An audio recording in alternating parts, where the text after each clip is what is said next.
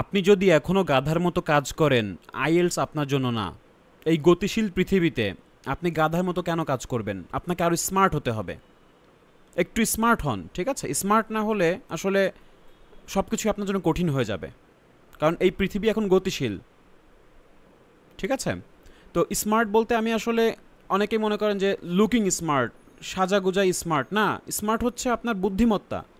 আপনার বুদ্ধিমত্তাকে কাজে লাগাতে হবে। গতিশীল পৃথিবীর সঙ্গে তাল মিলাইতে আপনার স্মার্ট হতে হবে। তো আমি এটা কেন বলছি, কারণ অনেকেই আসলে কি করেন, অনেকের ধৈর্য কম, খুব ধৈর্য নাই। একটা বিষয় আসলে শিখতে গেলে একটু ধৈর্য লাগে, একটু পেশেন্স লাগে, মনোযোগ লাগে। ধৈর্য না থাকলে আপনার মনোযোগ কোথা থেকে আসবে? আপনি যদি ধৈর্য না রাখতে পারেন তাহলে মনোযোগ কোথায় দিবেন? দেখেন, আমি যত ক্লাস দিয়েছি এগুলো যদি আপনারা মনোযোগ দিয়ে দেখেন, তাহলে আমার মনে হয় যে আপনাদের প্রিপারেশনটা অনেক সুন্দর হয়ে যাবে। একদম মনে করেন যে পানির মতো হয়ে যাবে, ঠিক আছে? তো আসলে ধৈর্য নেই, অনেকে মনে করেন যে ভিডিও দেখেন, দেখে মাঝপথে চলে যান, এই মন চাইলেও দেখলেন, না দেখলেন, কিন্তু আসলে ভিডিওটা যে ইনফরমেটিভ এটা আসলে কেয়ার করেন না। মানে একটু নড়ে চড়ে বসেন না যে ভিডিওটা দেখি, ভালো মনোযোগ দিয়ে দেখি, এটা আপনারা করেন না, কারণ আপনাদের হচ্ছে ধৈর্য কম।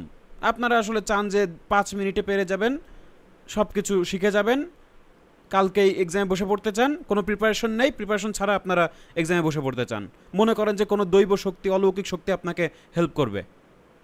এটা কেন ভাই? এটা কেন? দেখেন, আমি আসলে যতটুকু আমি আজকে যেটা দেখাবো, স্পিকিং তো আসলে অনেকেরই আসলে অনেক সমস্যা। স্পিকিং তো আসলে আমাদেরকে ওইভাবে তো শেখানো হয়নি, স্কুল কলেজে তো আমাদের ওইভাবে শেখানো হয়নি ছোটোবেলা থেকে, বুঝছেন? তো স্পিকিংটা আসলে আমাদের ভেতর থেকে আসে না। এটা তো আপনার আর আমার দোষ না, এটা তো আমাদের সিস্টেমের দোষ। আমাদের ঠিকই ইংলিশ বই পড়িয়েছে, কিন্তু ইংলিশে কথা বলতে পারি না। কাকে দোষ দিবেন? আপনাকে দোষ দিলেও কিন্তু একটা ভুল হবে, টিচারকে দোষ দিলেও ভুল হবে। মানে এমন বিষয়টা আসলে এমন যে 50-50% দোষ আমাদের সবারই। কেউ আমাকে ভালো টিচার শেখায়ও নি, আমরাও শিখতে চাইনি, আমরা এর গুরুত্বই বুঝিনি। এখন আমাদের ইংলিশটা লাগছে, ইংলিশে কথা বলা লাগছে, না হলে আমি বিদেশ যেতে পারবো না। এটা কোনো কথা হলো? তো দেখেন, স্পিকিংটা আমি বলবো যে এখন অত সময় নেই যে আপনারা খুব সুন্দরভাবে ইয়ে করবেন। এখন হচ্ছে আপনাদেরকে যেই কাজটা করতে হবে, আপনাকে কিছু কিছু আমি কোশ্চেন দিয়ে দিব যেগুলো আসলে আপনার এই বছরে খুব গুরুত্বপূর্ণ, ঠিক আছে? তো আপনারা যদি এগুলো ফলো করেন, আমার মনে হয় না যে আপনারা মানে খারাপ করবেন, কারণ এগুলো কমন পেয়ে যাবেন। আপনি এগুলো 99% আপনি কিন্তু কমন পেতে পারেন, ঠিক আছে? 100% বলবো না, বাট এইগুলোই আসবে। কেন আসবে আমি আপনাকে যুক্তি দিয়ে সব কিছু বোঝাবো, এবং আমি প্রত্যেকটা, আপনি যদি কোয়েশ্চেন দেখে চলে যান না, আমি প্রত্যেকটা কোয়েশ্চেন বিশ্লেষণ করব, ঠিক আছে? বোঝাবো। হঠাৎ করে আপনারা চলে যান, দেখেন না, ডাউনলোড করে ফেলেন ভিডিও। ডাউনলোড করলে কি আপনার মনোযোগ বসবে? লাইভ না দেখলে ক্লাস মনোযোগ বসে? আইএলটিএস হলো একটা ডাইনামিক এক্সাম। এটা সমসাময়িক ট্রেন্ডের সঙ্গে তারা ফলো করে কিছু কোয়েশ্চেন প্যাটার্ন আনে। আপনাকে অ্যানালাইসিস করতে হবে। এখন সেই অ্যানালাইসিসের সুযোগ বা সময় তো আপনার নেই, ওর জন্য আমি আছি। আপনি আমার ভিডিও চ্যানেল ফলো করেন, আমি কমন কোয়েশ্চেন দিই, এগুলো দেখবেন যে এগুলোই এক্সামে আসছে। তো এই ভিডিওটা দেখেন, একদম মনে করেন যে স্পিকিংয়ের জন্য আগামী 6 মাস আপনার টেনশন করা লাগবে না, ঠিক আছে? আপনি দেখেন যে এইগুলোই আপনি এক্সামে পাবেন, খুব গুরুত্বপূর্ণ। এবং কেন গুরুত্বপূর্ণ সেগুলো আমি বোঝাবো, প্রত্যেকটা কোয়েশ্চেন আমি বিশ্লেষণ করে আপনাকে বোঝাবো। সো সম্পূর্ণ ভিডিও মনোযোগ দিয়ে দেখবেন, আশা করি অনেক কিছু শিখতে পারবেন, জানতে পারবেন, এবং ইজিলি প্রিপারেশন নিতে পারবেন। আপনি কোয়েশ্চেন জানলেই কিন্তু প্রশ্নগুলো নিজে নিজে রেডি করতে পারবেন, ঠিক আছে? নিজের মতো করে বলবেন, দেখবেন যে ন্যাচারালি কথা বলতে পারছেন। সো ভিডিওটা অবশ্যই ভালো লাগলে লাইক করবেন, কমেন্টস করবেন, শেয়ার করবেন। তো বিষয়টা দেখেন যে আমি অনেক ভেবেচিন্তে কিছু প্রশ্ন আপনাদের সামনে আনছি, এবং এগুলো থেকেই আপনারা নিশ্চিত থাকতে পারেন যে এগুলোই আসবে, ওকে? তো দেখেন কিভাবে আমি সাজিয়েছি বিষয়টা, কোথা থেকে আমি টপিকগুলো মানে পড়তে বলতেছি, সেই বিষয়গুলো আমি one by one, step by step দেখাচ্ছি, ওকে? তো সম্পূর্ণ ভিডিওটা জুড়ে দেখবেন, তাহলে দেখবেন যে সব কিছু ক্লিয়ার হয়ে যাবে, ওকে? তো দেখেন কোন টপিক থেকে আসবে। এখন তো 2025 সাল, ঠিক আছে? তো 1 নম্বর যে কাজটা আপনার মাথায় রাখবেন সেটা হলো এআই বা টেকনোলজি রিলেটেড যেসব কোয়েশ্চেন হয়, এটা কিন্তু খুব গুরুত্বপূর্ণ, ঠিক আছে? কারণ কি? কারণ এই যুগটা দেখেন যে আপনার ট্রেন্ডের সঙ্গে তারা তাল মিলিয়ে কিন্তু তারা প্রশ্ন করে। এখন এআই নিয়ে প্রচুর নিউজ হচ্ছে, প্রচুর কথা হচ্ছে। ইভেন মনে করেন যে বাইরের দেশে যে পশ্চিমা বিশ্ব তারা কিন্তু এআইয়ের দিকে ঝুঁকে যাচ্ছে, তাদের কিন্তু ইনভেস্টমেন্ট তাদের এদিকেই করছে। তার বুঝতে হবে যে এআইটা কতটা গুরুত্বপূর্ণ, টেকনোলজি কতটা গুরুত্বপূর্ণ, ঠিক আছে? এই বিষয়ে জ্ঞান আছে কি না সেই বিষয়টা কিন্তু তারা চেক করে। ওকে, শুধুমাত্র 25 সাল না, এটা পরবর্তী সালেও কিন্তু এটা গুরুত্বপূর্ণ, এই জন্য আমি এটা 1 নম্বরে রেখেছি। তো দেখেন, এআই বা টেকনোলজি থেকে অবশ্যই আপনার প্রশ্ন করবেন, যেমন apps, digital life, online shopping, এই টপিকগুলো থেকে প্রশ্ন আসার সম্ভাবনা বেশি। ওকে, 2 নম্বর যেটা আছে সেটা কি, সেটা হলো মেন্টাল হেলথ লাইফ চেঞ্জেস। আচ্ছা, তো এই যে পার্সোনাল হেল্প বা অ্যাডভাইস, রিল্যাক্সেশন বা ডিসিশন মেকিং, এই বিষয়গুলো তারা চেক করে। তারা স্পিকিংয়ের মাধ্যমে তারা বিষয়টা যাচাই করতে চায় যে আপনি আসলে বিষয়গুলো কেমন দেখেন, আপনার অপিনিয়ন বা ভিউ পয়েন্ট তারা দেখতে চায়, আপনি কি একজন ভালো মানুষ কি না, ঠিক আছে? এই বিষয়গুলো কিন্তু তারা বুঝে ফেলে, দেখতে চায়। ওকে, সো এই বিষয়গুলো অনেক গুরুত্ব পাচ্ছে বিশ্বজুড়ে, আপনি খেয়াল করবেন যে এখান থেকে কিন্তু প্রশ্ন আসে। 3 নম্বর হচ্ছে গ্লোবাল থিমস থেকে প্রশ্ন করতে পারে, ক্লাইমেট চেঞ্জ হতে পারে, ফুড হ্যাবিটস বা work life balance, cultural value, এগুলো আসলে সবসময় গ্লোবাল অ্যাওয়ারনেস নিয়ে কিন্তু সবসময় আইএলটিএসে টেস্ট করে আপনাকে। এটা হতে পারে রাইটিং, স্পিকিং, রাইটিংও বেশি আসে, স্পিকিংও বেশি আসে, বোথ আর ইম্পর্টেন্ট। দেখেন, এরপরে দেখেন যে কমন এক্সপিরিয়েন্স যেটা আছে, যেমন ট্রাভেল, এডুকেশন বা ফ্যামিলি, সোশ্যাল বিহেভিয়ার, এগুলোতে আপনার ইউনিভার্সাল কিছু টপিক আছে, সেগুলো রিপিট হয় বারবার। তো এখান থেকে আমি খেয়াল করেছি যে প্রত্যেকটা মাসেই কিন্তু দিতে থাকে বা দেয়, বা এই সালে বেশি আসতেছে। তো এই আগামী 6 মাসও কিন্তু এগুলোই বেশি আসবে। আচ্ছা, 5 নাম্বার যেটা হলো ট্রেন্ড অ্যানালাইসিস, এটা আমি দেখলাম যে ক্যামব্রিজ 18, 19, 20 এবং পূর্বের কিছু বইয়ের প্রশ্নগুলোর উপর ভিত্তি করে কিন্তু আমি প্রশ্নগুলো দেখতেছি বারবার আসতেছে, এবং এইগুলোই কিন্তু আপনাকে ফলো করবে। যেমন দেখেন, এখন কিন্তু লেটেস্ট বুক 20, তো 20 ফলো করে কিন্তু তারা অনেক প্রশ্ন প্যাটার্ন তারা রাখতে পারে। সো আমি বলবো যারা 20 ধরেননি, ধরে ফেলেন, এটা করতে হবে আপনাকে, ঠিক আছে? আপনি এই 20 রিলেটেড মনে করেন যে এর যে স্ট্রাকচারে তারা ফরম্যাটে প্রশ্ন করেছে, এইভাবেই তারা প্রশ্ন রিয়েল এক্সামে করবে, এগুলো ফলো করতে পারেন। শুধু স্পিকিংয়ের জন্য বলছি না, এই ট্রেন্ডগুলো ফলো করে আমি বলতেছি যে আপনাদের এই বিষয়গুলো ফলো করা উচিত, যে এই বইতে যেগুলো আছে সেগুলোর ধারাবাহিকতায় কিছু প্রশ্ন কিন্তু আগামী 6 মাসে করতে পারে। ওকে, তাহলে এই বিষয়গুলো দেখেন যে আমি 1 এর থেকে কী কী পড়বেন, 2 থেকে কী কী পড়বেন এবং 3 থেকে কী কী পড়বেন, সব বিষয়গুলো আমি দেখাচ্ছি। তো 1-এ দেখেন, প্রথমত আমরা পার্ট 1 নিয়ে একটু আলোচনা করি, যে ওয়ার্ক অ্যান্ড স্টাডি। তো ওয়ার্ক অ্যান্ড স্টাডি নিয়ে আসলে আমি একটা কথা বলি, যে যারা আসলে স্পিকিং মনে করেন অনেক ভালো কথা বলেন, ঠিক আছে, তারপরেও কিন্তু ভালো স্কোর করতে পারবেন না যদি না ওই সিচুয়েশনে আপনি ভালো পারফরমেন্স করেন। মানছি আমি যে একজন খুব ভালো বক্তা, ইংলিশেও ভালো, ইংলিশে ফ্লুয়েন্টলি কথা বলে, কিন্তু তার আইডিয়া ভালো হচ্ছে না, সে রিলেভেন্ট অ্যান্সার দিতে পারছে না, ইংলিশ পারে কিন্তু তার আইডিয়া তো মিলতেছে না। যেই এখন আপনি বলবেন যে ইংলিশ পারে সে তো সব কিছুই পারবে না, ইংলিশ পারলে কিচ্ছু হয় না, এটা আমার নিজের দেখা। আমি একজন স্টুডেন্টকে আমার প্রথম দিকে কথা বলে মনে হতো যে সে ইংলিশে ভালো পারবে, কিন্তু সে আমার কাছে পড়েনি, এমনি কথা বলেছে আমার সঙ্গে। তো সে রিয়েল এক্সামে 5 পেয়েছে, পরে আমাকে এক সময় বলল যে আমার তো এই অবস্থা। আমি তো বললাম যে আপনার তো আরও ভালো পাওয়ার কথা, আপনি তো কথায় কথায় অনেক ইংলিশ বলেন, বা ফুলই বলতে পারে, কিন্তু তার বুঝতে পেরেছি সে কোথায় ভুল করেছে, সে গুছিয়ে অ্যান্সার দিতে পারেনি, সে ভালো ভালো ওয়ার্ড, ভোকাবুলারি, টাস্ক অ্যাচিভমেন্ট পূরণ করতে পারেনি, ঠিক আছে? এখন আমি বলবো যে ইংলিশ স্পিকাররাও যদি ভালো এক্সাম দেয়, তারাও কিন্তু ভালো রেজাল্ট করতে পারবে না, কারণ যদি ওই বিষয়গুলো না জানা থাকে যে কিভাবে অ্যান্সার করতে হয়, কি কি বিষয় বলতে হয়। তো আমি বলবো যে একটা বিষয় কি কি বলতে হয় সেই বিষয়গুলোই আসলে জানা গুরুত্বপূর্ণ। এখন হঠাৎ করে একটা আপনি এক্সামে বসলেন, ইন্টারভিউতে বসে কিছু আনইউজুয়াল কোয়েশ্চেন চলে আসতেই পারে, আগে থেকে যদি ওই কোয়েশ্চেনের আইডিয়া না থাকে তাহলে আপনি কি বলবেন? আপনি তো 2-1 লাইন বলে থেমে যাবেন, তাহলে কি ভালো নাম্বার পাবেন? পাবেন না। এই জন্য কমন যে কোয়েশ্চেনগুলো আমি দিচ্ছি এগুলো আপনাকে বাসায় প্র্যাকটিস করতে হবে, আগে থেকেই এর বিষয়ে ধারণা নিতে হবে যে আমি কী কী বলতে পারি। যেমন ওয়ার্ক রিলেটেড যদি প্রশ্ন আসে, হোয়াট ডু ইউ ডু, নিজের সম্বন্ধে বলে দেন, আপনি কি স্টাডি করেন, নিজের সম্বন্ধে কোন সাবজেক্টে পড়েন, কোথায় পড়েন, কত ইয়ারে পড়েন, এই বিষয়গুলো বলে দেন। তারপরে কেন আপনি এই কাজ করেন অথবা এই সাবজেক্ট কেন চুজ করেছেন বলে দেন, ঠিক আছে? নিজে থেকে বলার চেষ্টা করেন। তো আগেই যদি আপনার কোনো আইডিয়া না থাকে, আগে বাংলায় লেখেন, 1 লাইন লিখে ওটা আবার ইংলিশে ট্রান্সলেট করে ওইটাই মুখ দিয়ে বলেন, ঠিক আছে? দেখবেন যে এগুলো আপনার কমন পড়ে গেছে।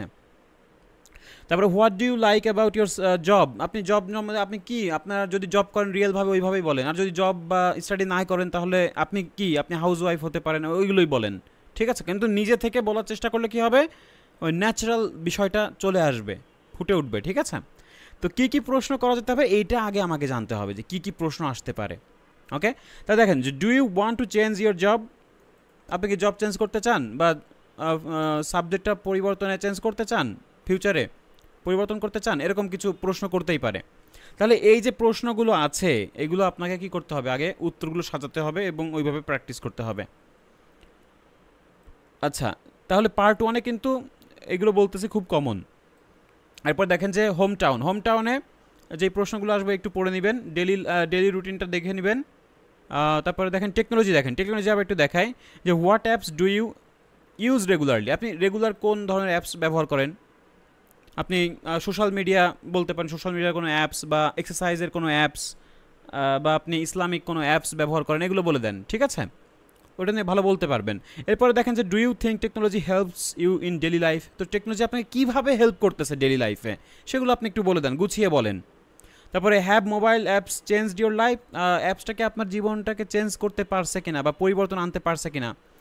হ্যাঁ, অ্যাপস আমাকে অনেক পরিবর্তন এনে দিয়েছে, আমি অ্যাপসের মাধ্যমে অনেক জ্ঞানমূলক বই পড়তে পারি, ঠিক আছে, বা নিউজ পড়তে পারি, নিউজ পেপার পড়তে পারি, যেটা আমার লাইফে কি অনেক পরিবর্তন এনেছে। তারও কিছু সাজিয়ে আপনি নিজে থেকে কিছু অ্যাড করে দেন যে আপনি নিজে কি ফিল করতেছেন, ওটাই যদি আপনি বাংলাতে একটু লিখে পরে ওটা ইংলিশে ট্রান্সলেট করে বলার চেষ্টা করেন, দেখবেন যে অ্যান্সারগুলো খুব সুন্দরভাবে আপনি বলতে পারছেন। তো কনফিডেন্সের সঙ্গে যখন আপনি অ্যান্সার ডেলিভারি দিতে পারবেন তখনই আপনি ভালো নাম্বার পাবেন, ঠিক আছে। তাহলে দেখেন সোশ্যাল মিডিয়া থেকে কিন্তু প্রশ্ন আসতে পারে, তারপরে শপিং থেকে প্রশ্ন আসতে পারে, এগুলো একটু দেখে নেবেন, ঠিক আছে, চাইলে স্ক্রিনশট রাখতে পারেন। এরপর দেখেন যে ওয়েদার রিলেটেড কি প্রশ্ন আসবে, যে what's your favourite type of weather. তো ওয়েদার কিন্তু বারবারই আসে, ওয়েদার রিলেটেড কোয়েশ্চেন কিন্তু বারবারই আসে, ঠিক আছে। তারপর স্পোর্টস অ্যান্ড গেমস নিয়ে কিন্তু তার অনেক ইন্টারেস্ট দেখায়, তো এইগুলো থেকে আপনাকে জানতে হবে যে কী কী প্রশ্ন আপনাকে করতেছে। তারপরে ফুড রিলেটেড কিছু প্রশ্ন আপনার আসতে পারে, যে what type of food do you like, do you enjoy cooking, have your food habits changed over time, তো এভাবে বলতে পারে। তারপরে হলিডেজ নিয়ে প্রশ্ন করতে পারে। তাহলে এই 10টা টপিক খুবই খুবই গুরুত্বপূর্ণ, আপনি যদি এগুলো পড়েন পার্ট 1-এ আপনি ইনশাল্লাহ এখান থেকে কমন পেয়ে যাবেন। ওকে, আচ্ছা, এরপরে দেখেন যে আমরা পার্ট 2-তে কী কী পড়বো, কিউ কার্ড আমরা কী কী পড়বো। কিউ কার্ডে অনেকের সমস্যা যে আমি কিউ কার্ডে তো 1.5 থেকে 2 মিনিট কথা বলতে পারি না। আসলে কিউ কার্ডে কথা বলতে গেলেও আপনাকে এই বিষয় থেকে আগে থেকে জানতে হবে, ঠিক আছে। কিউ কার্ডটা আসলে আপনার নন স্টপ যেহেতু কথা বলতে হবে, আগে থেকে ওইভাবে প্র্যাকটিস না করলে আসলে হয় না। এবং এই টপিকগুলো যদি পড়েন তাহলে আগামী 6 মাসে আপনি যদি এক্সাম দেন এর ভেতরে আপনি কমন পেয়ে যাবেন, ঠিক আছে, আপনারা চিন্তা করা লাগবে না, ভাবা লাগবে না বেশি কিছু। তাহলে কী কী সেই 15টা টপিক দেখেন। 1 নাম্বার হচ্ছে describe a friend who helps you in difficult time, তাহলে এমন একটা ফ্রেন্ডের কথা বলো যেটা তোমার ডিফিকাল্ট টাইমে তোমাকে সাহায্য করেছে। এখন এখানে ফ্রেন্ড না এসে আপনার অন্য কিছু আসতে পারে, যে describe a person who helps you in difficult time, তো এমন একটা ব্যক্তির কথা বলো যে তোমার কঠিন সময়ে সাহায্য করেছে।